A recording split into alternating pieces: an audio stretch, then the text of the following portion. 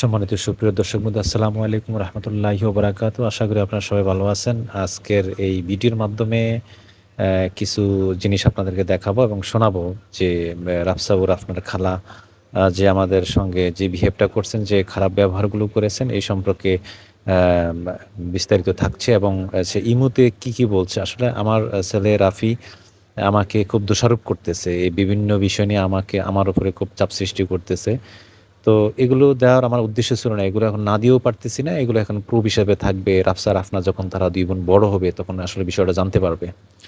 আমার ছেলে আমাকে আগের থেকেই বিভিন্ন বিষয়ে আমার সাথে ঝগড়াঝাটি বা কিন্তু আমার কাছে কেউ বলেনি। তখন আমি যখন আমার শ্বশুরকে বলি স্বর্ণগুলা কোথায়, তখন এই টাকার প্রশ্নটা উঠে আসে। কিন্তু এরাই কিন্তু লুকায় রাখে, বলতেছে যে টাকাটা ঢাকায় পাঠায় দেওয়ার জন্য। টাকার মালিক আমি, দিলাম আমি, আর সে কীভাবে দাবি করে? তো তোর কাছে যদি থাকতো তুই স্টাম্প রেডি করতি। টাকা কি কেউ এইভাবে দিয়ে দেয়? আচ্ছা আপনাকে বলি, কেউ টাকা দেয় সে কী করতো? অরিজিনালি যে বিষয়টা হচ্ছে এটা হচ্ছে যে টাকাটা আমি যে মাসে মাসে টাকা দিতাম, এখানে সে খাইয়া না খাইয়া খুব কষ্ট করে এই টাকাগুলো জোগাড় করছে। জোগাড় করে জমায় টাকাগুলো রাখছে। এক জায়গায় রাখছে প্রায় ১,১০,০০০ টাকা। এই টাকাটা মানে পাচ্ছি না। আরেক জায়গায় হচ্ছে ১,০০,০০০ টাকা একজনের কাছে দিছে। ওই যে আমি কিছু টাকা দিছি, তারপরে ওই যে স্বর্ণ বাবদ যে টাকাটা এগুলা নিয়ে সে জোগাড় করছে। আর সে যদি টাকাই দিত অবশ্যই আমি 100% মেবি আমি জানতাম, অথবা তার কাছে কোনো ডকুমেন্ট থাকতো। এগুলো হইলো পরের সম্পদ লোভ আত্মসাৎ করার জন্য একটা পায়চারা। রাফনাকে নিয়ে বন্দি করার সুলভে আমি কিছু বলবো না, এই জন্য সে এই মেসেজগুলো দিছে। তারপর আট হলো 1 মিনিট ৫-৫ সেকেন্ড, প্রায় 2 মিনিট যে অডিওটা, সেই অডিওটা শোনেন। বাহের মিথ্যা কথাবার্তা বহুত শুনছি। এই যে বলছে তোর সমস্যা কি? সংসার করে সে দেখবে হাকিমে, প্রতিবাদ করবে হাকিমে, প্রতিবাদ করব হাকিমের ছেলে অর্থাৎ শেলির ভাই, করব তার চাচা। তুই কে? হু আর ইউ? তুই কে? তোর তো কোনো পরিচয় নাই। তোর বাড়িতে পরিচয় নাই, তোর বাপের বাড়িতে তোর পরিচয় নাই, ঢাকা কোনো রকম থাকস। তুই বলার কে? হু আর ইউ? হ্যাঁ, সাবধানে কথাবার্তা বলিস। তুই বহুত বেড়ে গেছস গা। তোর জামাই এত বাড়া বাড়ছে, লিমিটলেস। এরকম না হলে জামাইয়ের জামার জুতার ফিডা খাইতে তো তগো এমন অবস্থা হবে। এই নেচার, এই চরিত্র, এই লোভ এগুলা পরিহার কর, না হলে জুতার বাড়ি খাবি। জুতার বাড়ি খাইতে তোদের মৃত্যু হবে। শুধু বইটা আগাটা পড়তো, বই জানাই তো আছে এই যে কত বড় মিথ্যাবাদী।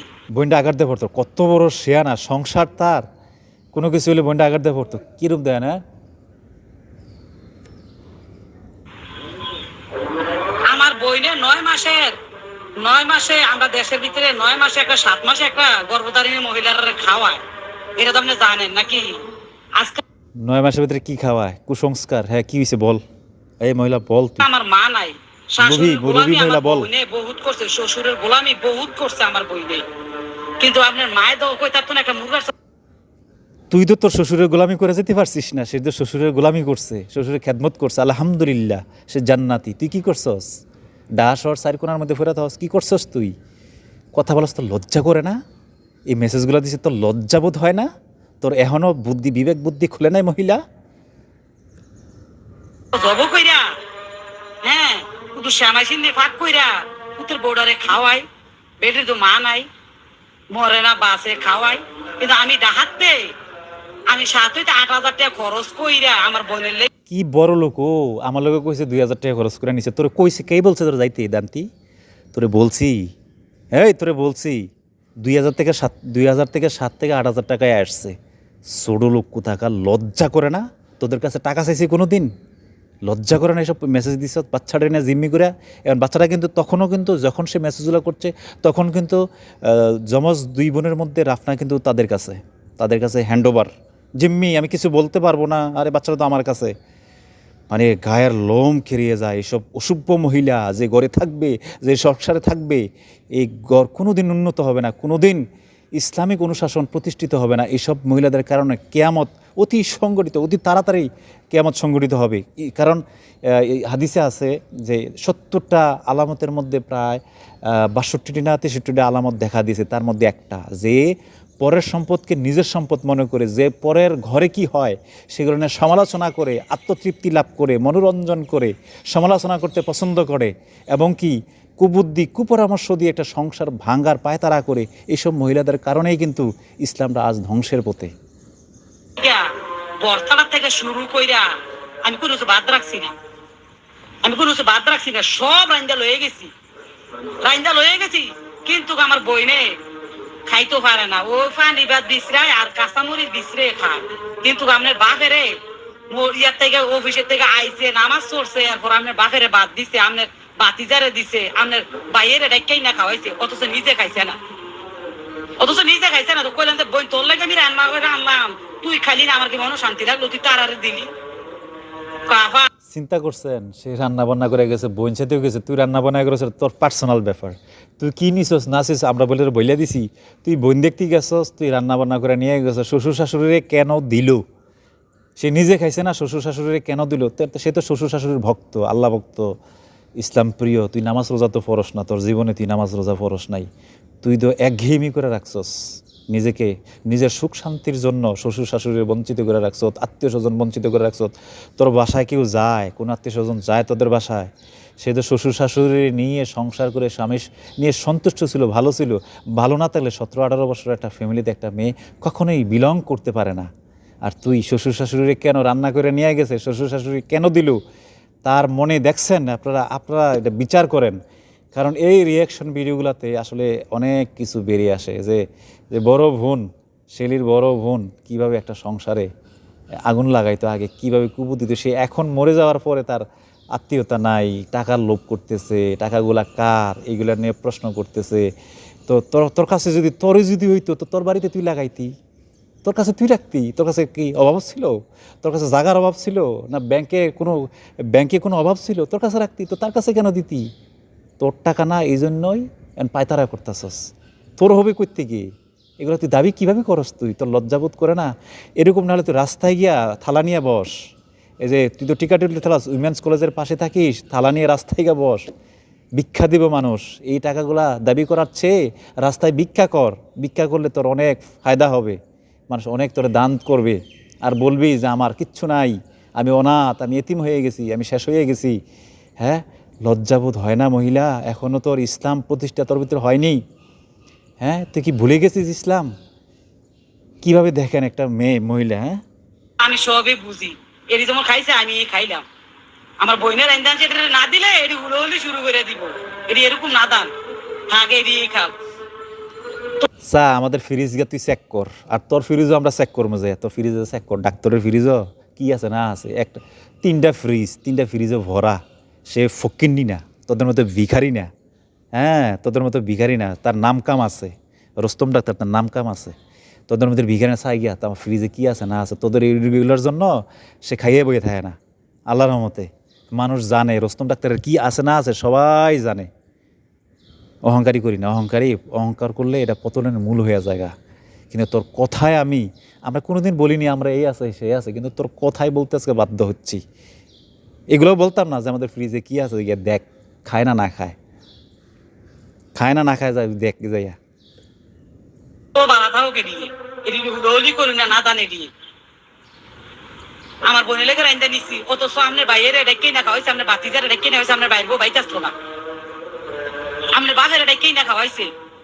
আমি সম্পূর্ণ রোষ মোষ বেড়াইয়া গরুর কলিজা বেড়াই, আমার বোনের শরীরে রক্ত না দেখে আমি গরুর কলিজা রান্না করে লয়ে গেছি, পোলাও লয়ে গেছি, আমি আচারটি বেড়ে মোরব্বা করে লয়ে গেছি, আচার বানাই লয়ে গেছি।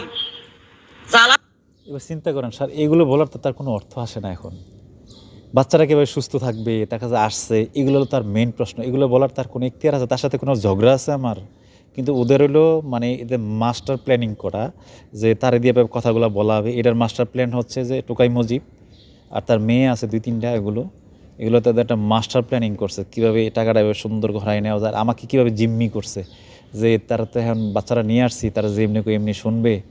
একটা জায়গাতে খরচও দাবি করছে, এই 6-7 হাজার টাকা বা 5,000 টাকার মতো খরচও দাবি করছে, যে খরচগুলো আমি নিজেই দিয়ে আসতেছি। হ্যাঁ, এগুলো দেখছেন মানুষ কি করতে না পারে, কিয়ামত কীভাবে চলে আসছে, পরের সম্পদকে নিজের সম্পদ মনে করা। এরপর আরেকটা হচ্ছে যে ১ মিনিট, এটা দেখেন, এটাই। আপনার বাইয়ে আর বাপে আইছে স্মৃতি বিষয় তো আমার বইলের আরে মার থেকে মাসির ধরো রাজ্জার স্মৃতি বিষয় তো আইছে। কথার ঢং দেখছেন। আমি কিন্তু এই যে ২৫শে মার্চ আর ২৬শে মার্চ আমি কিন্তু এখনও কিচ্ছু বলিনি, কিন্তু তাকে এখনও কিছু বলিনি, কিন্তু কতগুলো সাহস পাচ্ছে কিভাবে। যদি বাচ্চাটা না নিত তো হু আর ইউ, সে তো কে, তার তো বলার টাইম আসছিল। কিন্তু আমরা আত্মীয় মনে করি, আমরা আত্মীয় মনে করি, সম্মান দিতে জানি, ভালো ব্যবহার করতে জানি, আত্মীয়ের প্রতি হক আছে, তার প্রতি টান আছে। এটা হলো ইসলামের সৌন্দর্য বৈশিষ্ট্য, এটা হলো ইসলাম। কিন্তু দেখেন সে কী করছে, বাচ্চারা আগে নিয়ে রাফনাকে, ২ বোনের মধ্যে রাফনাকে নিয়ে আগে ক্যাপচার করছে, হাতে বন্দি করছে। বন্দি করার পরে এইভাবে কথাগুলোর বলার উদ্দেশ্য হলো এগুলো তো বলার কোনো ফয়তাই আসে না। তার সাথে আগে কোনো ঝগড়াই নাই। আমার আব্বা কি বলছে না বলছে এই কথাগুলো নিয়ে আমার আব্বা সুন্দর কথা বলছে, তার ভালাবুরা জিজ্ঞাসা করছে যে তাহলে ওই বাচ্চারা আমরা নিয়ে আসছি। তা আব্বাই বলছে যে হ্যাঁ জিয়ারি, তুমি তো খুব নামকাম করছো, এগুলোর তো আর পালক দেওয়া লাগছে না, তোমরা নিছো। আমার রাফনাদ আমার কোলে আছে, বুকের মধ্যে ঘুমাইয়া রইছে। তার প্রশংসা করছে, তার ভালো করছে, তার ভালো বলছে। এর মধ্যে আবার ওয়াইদপুর যেয়া একটা পিশিং দিছে। ওয়াইদপুরে কিন্তু জগাতরি করছে। এই মহিলাটা এরকমই আসলে। এই মহিলার স্বভাব হচ্ছে মানে ওই আমরা একটা কথা আছে যে ব্যানার ২ দিক দিয়ে আগুন লাগানোর মহিলা হচ্ছে এই মহিলা। আর এরা মাস্টার প্ল্যানিং হচ্ছে কোটাকাই মুজিব। ওদের অভ্যাস হলো প্রতারণা করা, দীর্ঘদিন যাবত তারা প্রতারণার সঙ্গে জড়িত আছে। কেমন ধরনের প্রতারণা? যেমন কার কোথায় কী আছে, যেমন কার টাকা আছে, কার কোথায় কীভাবে আত্মসাৎ করা যায়। হ্যাঁ, এগুলো হচ্ছে তাদের মেইন প্ল্যানিং। এখন তো এটা বুঝাই যায়। পূর্ব আমরা তার বাসায় যে আমি একবার হেনস্থ হয়ে আসছি, তার বাসায় বেড়াতে গেছিলাম, যার বলতেছে একদিন পরে বলতেছে আপনার বাসা থেকে কবে যাবেন, খুব করে মানে সে মানুষের খাবার দেখতে পারতো না, তার বাসায় কেউ বেড়াতে যাওয়াটা এটা তারা পছন্দ করতো না, মোটেও পছন্দ করতো না। আমি তো তার ভাইরা ভাই, তাহলে মানুষ ২-৩ দিন তো থাকতে পারে, একদিনও যায় নাই ভাই। পরে লজ্জায় আমি তারে বলছি, সরাসরি বলছি যে রেখা ভাই এগুলো এই লোক কী বলছে এগুলো। কয় ভাই মাইতেন না, পাগল কি না বলে, ছাগল না কি বলে, এর মাথা খারাপ, এর নাকি মাথা খারাপ। তাহলে মাথা খারাপের সাথে মাথা খারাপ থাকে, ব্রেন নষ্টের সাথে ব্রেন নষ্ট থাকে। তাহলে এইটার থেকেই প্রুভ হয়েছে। আরও কয়েকবার এরকম হয়েছে যে আরেকবারও ওই যে আমার আব্বা আম্মা, আমার আত্মীয় স্বজন যারা গেছে তাদেরকেও করা হয়েছে। অর্থাৎ মানে আমার শ্বশুরবাড়ি থেকে কোনো একটা জিনিস আসক এই মহিলা পছন্দ করতো না, অথচ সে নিতে থাকতো, সে নিত, অ্যাভেলেবেল নিত, টাকা পয়সাও নিছে, পাম্পট্টি দিছে, আর কত হ্যান্ডওভার করছে, কত আত্মসাৎ করছে, এটার তো কোনো ভাষাই নেই। এগুলো কিন্তু প্রুভ হয় এই অডিও মেসেজের মাধ্যমে। স্মৃতি বিষয় তো আইছে, পুরান কাপড়ের স্মৃতি বিষয় তো গ্যাসের চুলার স্মৃতি বিষয় তো আইছে।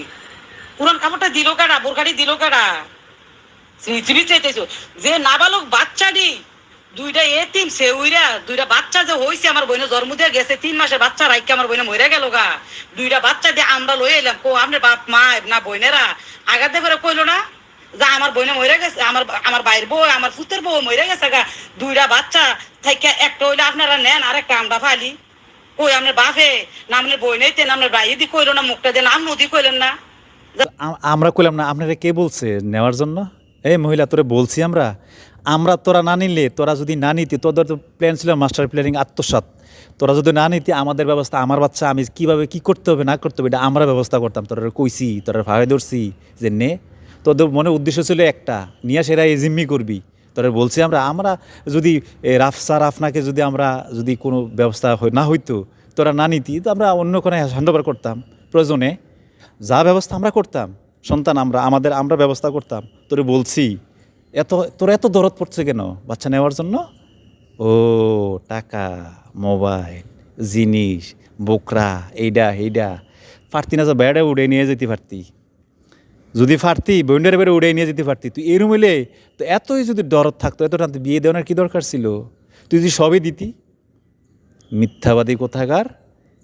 C C C C C 2টা নিয়েন না, এটি আমার পুতের বউর স্মৃতি।